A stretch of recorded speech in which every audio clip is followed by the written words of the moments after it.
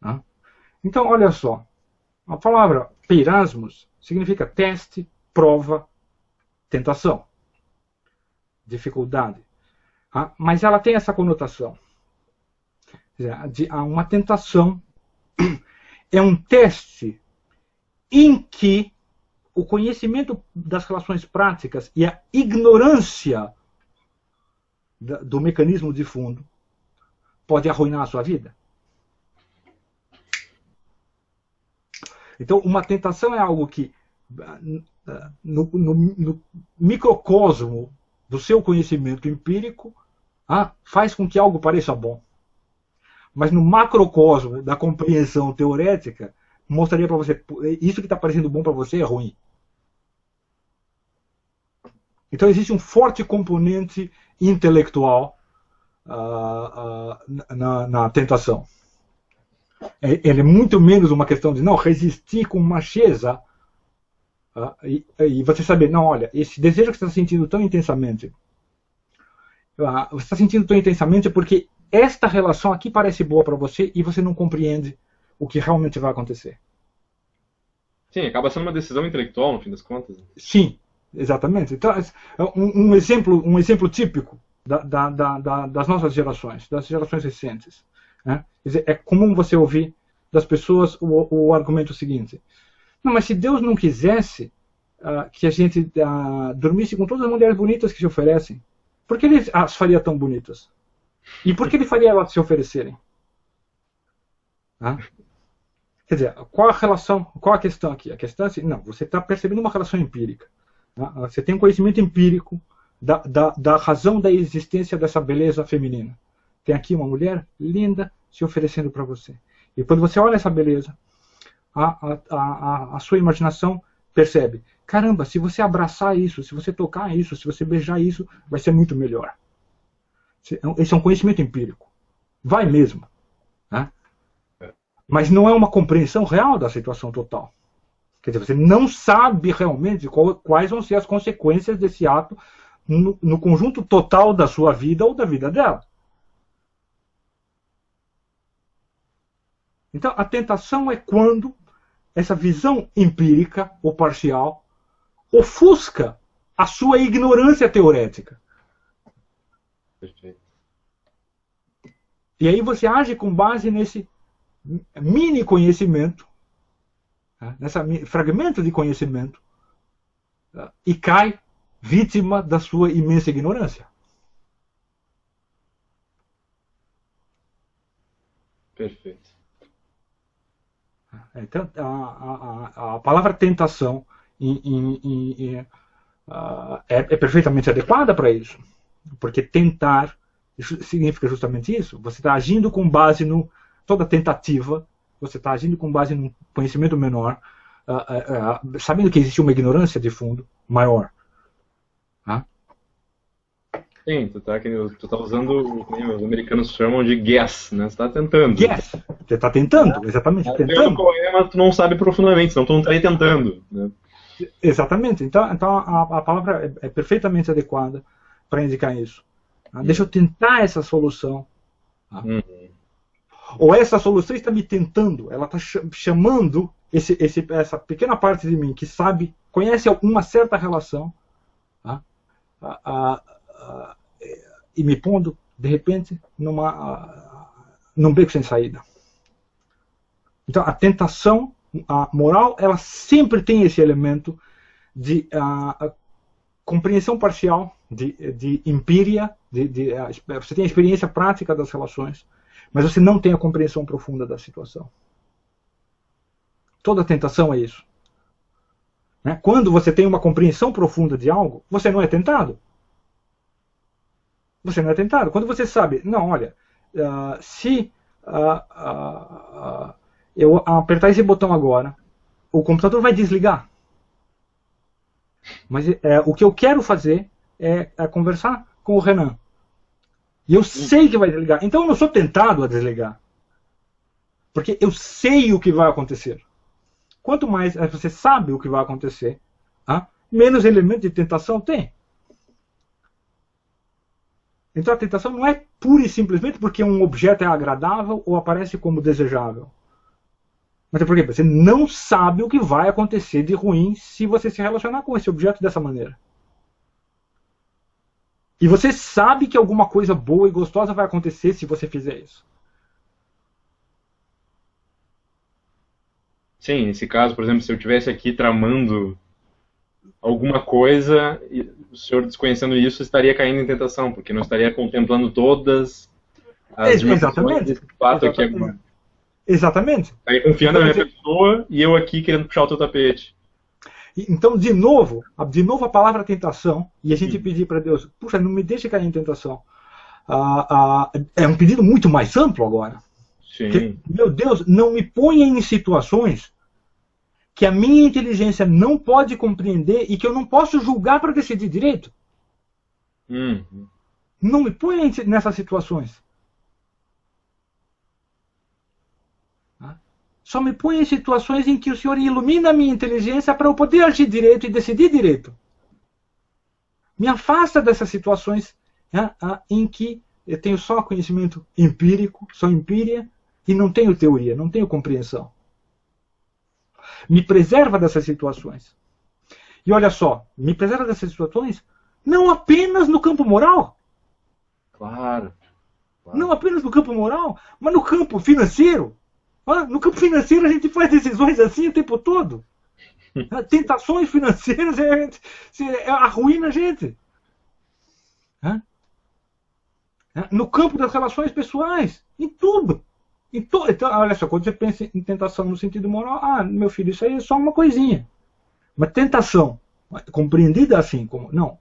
Quando uma situação crucial em que o meu conhecimento empírico, aliado à minha ignorância teorética, pode ter consequências graves para a minha vida ou a vida de um outro. Isto é uma tentação.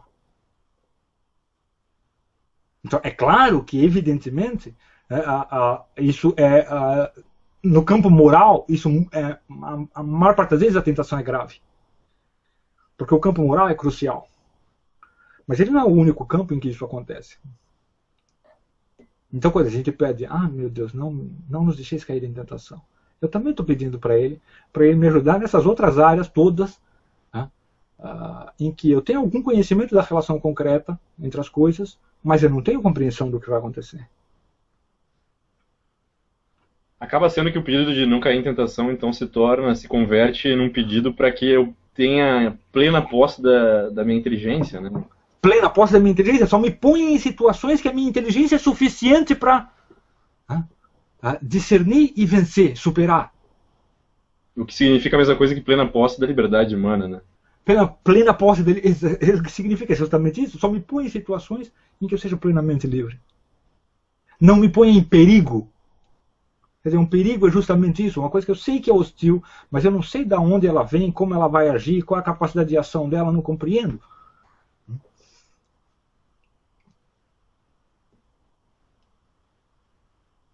E isso envolve, esse pedido, ele envolve em certa medida também implicado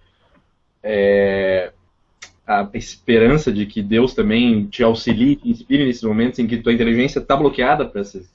Sim, porque olha só, Deus pode, Deus tem inúmeras maneiras de agir, ele pode não te pôr na situação, ou ele pode iluminar a sua inteligência na situação.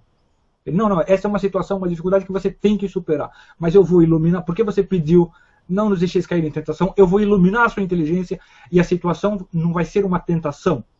Entendi. Porque você vai dominar a situação com a sua inteligência e vai saber claramente a melhor ação. E muitas vezes as pessoas falam, não, mas você ter o conhecimento de uma situação não te livra da tentação. E aí essas pessoas elas estão confundindo, elas estão usando o conhecimento num sentido inadequado. O que elas querem dizer é o seguinte, uma noção abstrata, um conceito abstrato, não é a causa imediata de ação, não é causa direta de ação. E, portanto, é insuficiente para te livrar de uma situação difícil. Um conceito abstrato não é capaz. Então, assim, você está numa situação de medo e você pensa no conceito de coragem e quer ser corajoso naquela situação. O conceito de coragem não te torna corajoso naquela situação. É verdade, ele não é capaz de produzir a ação corajosa. E todos os educadores de todos os tempos sabem disso. E todos eles falaram, não, meu filho, o que você precisa é a inteligência puramente abstrata move a sua vontade por meio da imaginação. O que você precisa é uma imagem de ação corajosa naquele momento que seja imitável.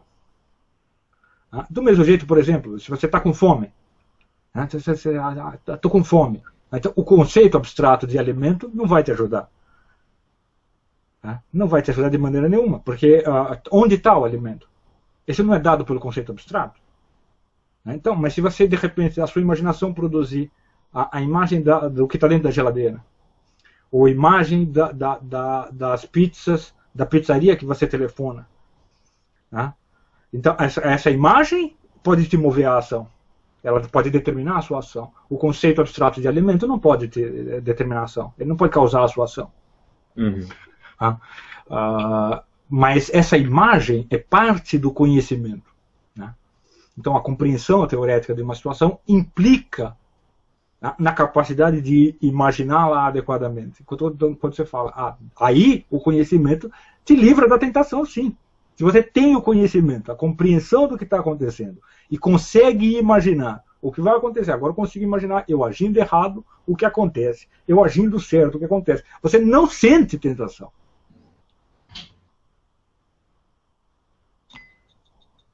É um erro pensar que a tentação é uma fraqueza da vontade e que deve ser combatida volitivamente. Não. É uma fraqueza da inteligência. É uma ignorância. Do espírito. Do espírito, sim. Eu não sei qual é a melhor ação nesse momento. E porque eu não sei, eu faço aquela que me parece. E daí, bom, aí você pode se ferrar. Se for uma situação de tentação, você vai se ferrar. Perfeito. Quer dizer, essa compreensão da tentação, ela, que o senhor explicitou aí, ela traz uma percepção do problema que é muito mais ampla, muito mais profundo do que se imagina hoje em dia mesmo. Mas muito hoje mais. Tem a imaginação meramente volitiva e moral, né? Às vezes até meramente ética, no sentido de tentação, ainda mais que no Brasil, né? Esse meio simplesmente isso. Tem uma coisa aqui que é gostosa, eu tenho o desejo de fazer e eu não tenho força para resistir. Esse processo é verdade, isso acontece inúmeras vezes. Mas por que ele acontece? Ele acontece porque é o seguinte, olha só, eu tenho alguma ideia de que Deus falou para não fazer aquilo, mas eu não tenho a menor ideia de por quê. Então eu olho a situação e eu não consigo ver nela uma razão real para eu não agir do jeito errado.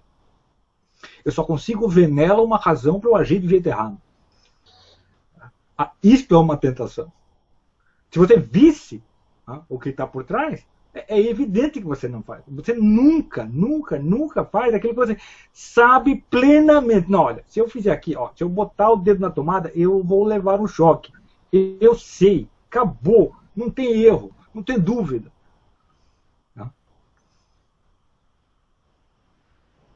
Daí você não faz. Isso... Mas e a criança? Como você fala, não, se você botar o dedo na tomada, você vai levar um choque. O que é um choque?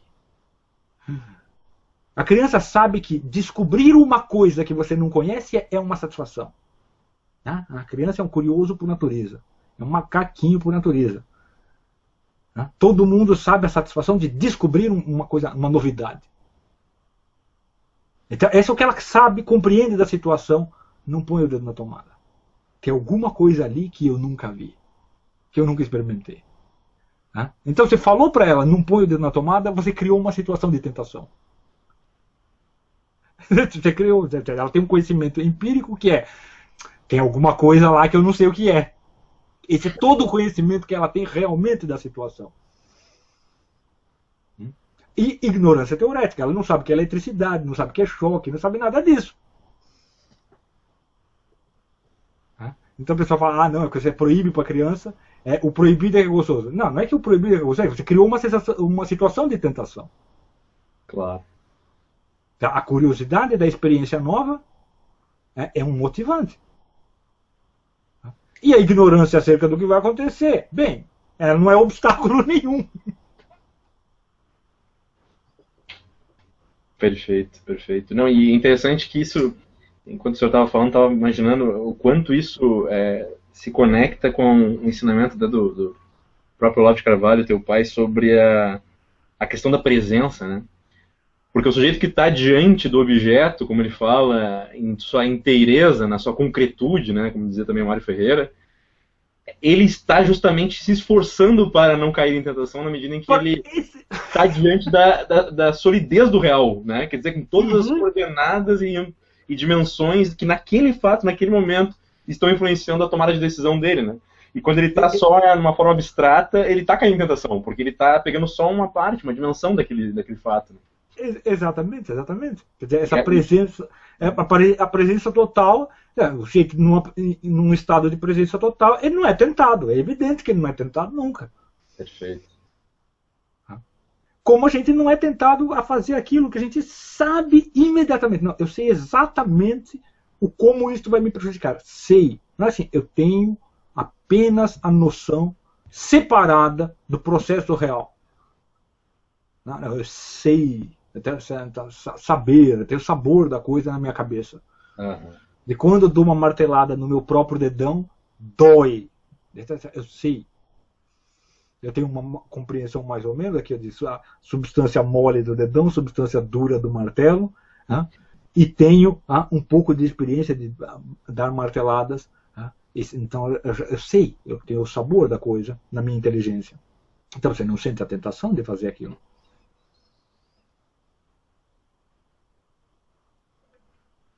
E é isso aí traz mesmo a dimensão existencial da tentação, né?